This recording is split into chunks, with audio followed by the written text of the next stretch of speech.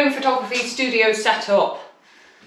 What I've got here is a 17-foot room by 14-foot wide. It's a living room, dining room. And what I did have, well, where I did do studio dog photography, was in my dog grooming salon, which is a 16-foot by 12-foot wide room. On one end was a completely plain wall, which I painted brown, so I didn't have to have any backdrop stands or rolls of paper, and I used speed lights. Just 2 speed lights, you can see that. And oops, 2 Westcott Rapid boxes. This one is about a 2-foot wide one, and then another which is about 3 foot. That's all I used within my dog grooming salon for studio dog photography. And I got award-winning images. I do have studio lights now, I've still got speed lights.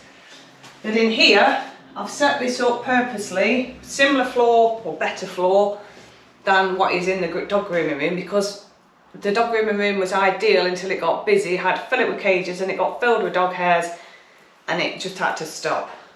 It's all right working with dogs, they molt a bit, don't they? But when the owners are walking out covered in dog hairs, it didn't work. So yeah, in here, I've now got all my props, and my props are my furniture. So I've got the suitcases, what I use for dog photography. That's almost like a coffee table.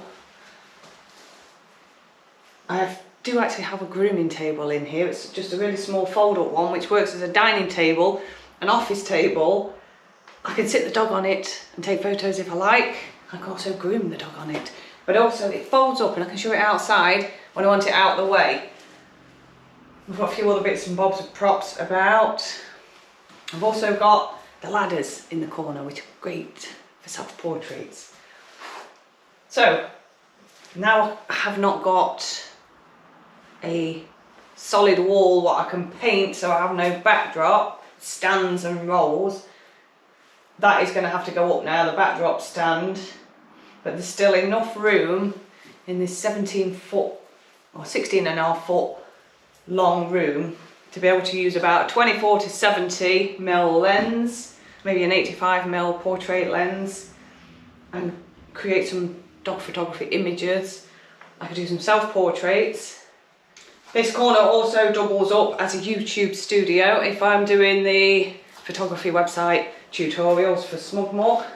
And I bought the smallest settee in the world. I can move it out of the way. The dog grooming table can go outside, the settee can move to the side, and then you've got that full length of the room. You've already got the floor down, and we'll get a backdrop stand up. So I'll do a bit of rearranging.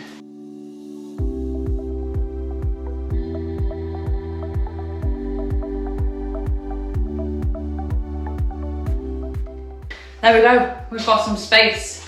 2-second job to move the furniture. Now, key to this is what you're wanting to do, set up a home photography studio, is just get rid of everything out of your life you do not want or need. Then you'll create some space, won't you? Like I say, 2-second job to shift that, and they're props anyway. The dog doesn't look up for much, do you? By the time I'm set up, hopefully she'll have woken up. Now, I do have a blog post, how to set up a pet photography business. That might be of interest to you. It's got some business information, business types to set up, blah, blah, blah. Choose your niche and all the rest of it. If you want to be a pet photographer, I should have a how to set up a photography business blog post too coming.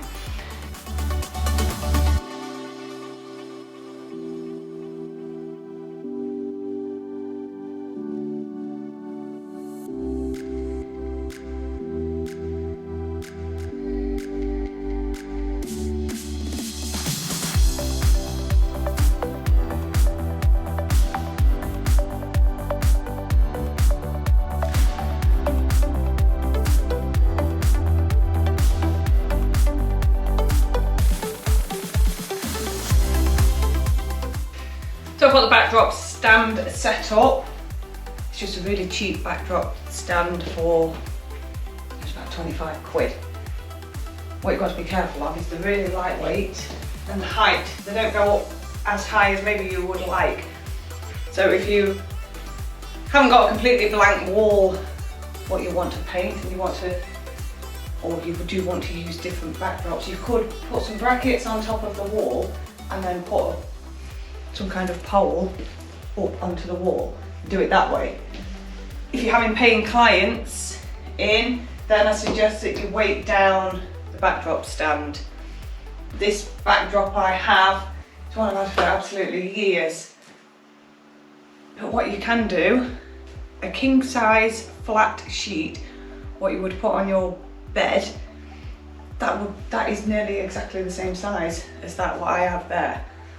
So that's worth looking at for a cheap backdrop. There you go. If you do have two lights, two studio lights, I mean there's so many different types of lights you can get out there. These are Phottix Indra 360. I like this light because of the battery pack. It's a really small battery pack, and you've not got to plug anything in. So again, if you've got paying clients, you've not got a trip hazard, you've still got your light stands. It's just all what you have to bear in mind if you're going to have clients in. You can get away with one light in your home studio setup and get a giant reflector. These are great.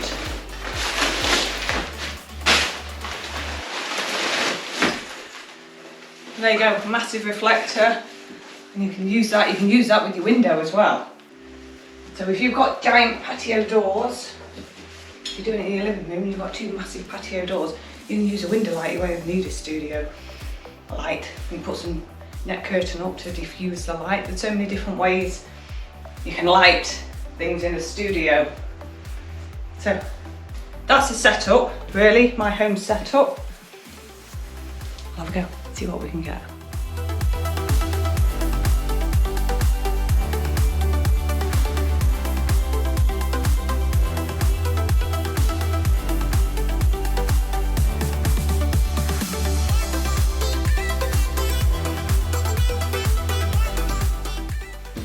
Okay, so that's one way of setting up a home photography studio.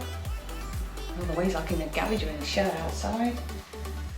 Remember, I do have that how to set up a photography business post, and we'll have some more photography, more how to do it photography. This was where I'm going to do it.